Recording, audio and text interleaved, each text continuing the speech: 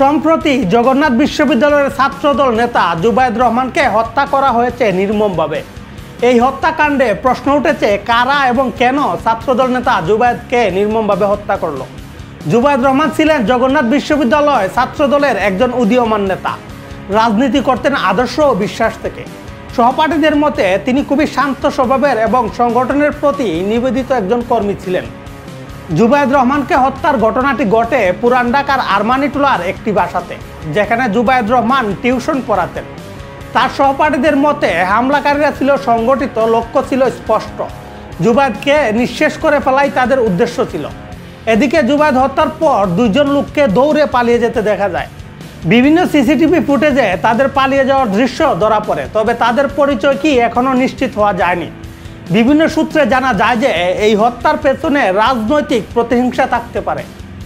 বিশ্ববিদ্যালয়গুলোতে ক্ষমতাসীন দল ও বিরোধী সংগঠনের মধ্যে টানাপোড়েন নতুন কিছু নয়।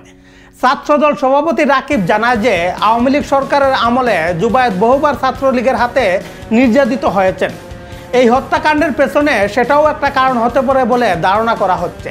উপরন্তু আজকে আমাদের এক সহকর্মীকে হারালাম, যিনি বিগত ছাত্রলীগ দ্বারা নির্যাতিত হয়েছিল বারবার, এবং সেই নির্যাতনের তীব্রতা সেই সময় তাদের প্রেসিডেন্সি ছিলেন এই দুজন। অনেকে মনে করছেন জুবায়েদ রহমান রাজনৈতিক সংঘর্ষের শিকার, যেখানে ভিন্নমত মানেই শত্রুতা।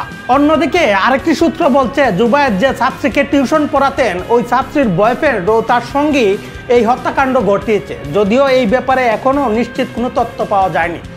তার পরিবার ও সহপাঠীরা দাবি করছেন এটি কোনো সাধারণ হত্যাকাণ্ড নয়, এটি পরিকল্পিত একটি হত্যাকাণ্ড। এদিকে জুবায়েদ হত্যার বিচারের দাবিতে রাজপথে প্রতিবাদ মিছিল করেছে ঢাকা বিশ্ববিদ্যালয় ছাত্রদল ও বিভিন্ন অঙ্গ সংগঠন। এই হত্যাকাণ্ডের মোটিভ যাই হোক, জুবায়েদ রহমান আর ফিরে আসবেন না। ন্যায় বিচার না পাওয়া পর্যন্ত জুবায়েদ রহমান শুধু একটি নাম নয়, একটি প্রতীক হয়ে থাকবেন। আমি ব্যক্তিগতভাবে জুবায়েদ হত্যায় গভীর শোক প্রকাশ করছি এবং তার পরিবারের প্রতি জানাচ্ছি গভীর সমবেদনা। ভবিষ্যৎ বাংলাদেশে যেন এইভাবে আর কোনো প্রাণ চলে না যায় সেই কামনা করে আজকের ভিডিও এখানেই শেষ করছি। ধন্যবাদ সবাইকে।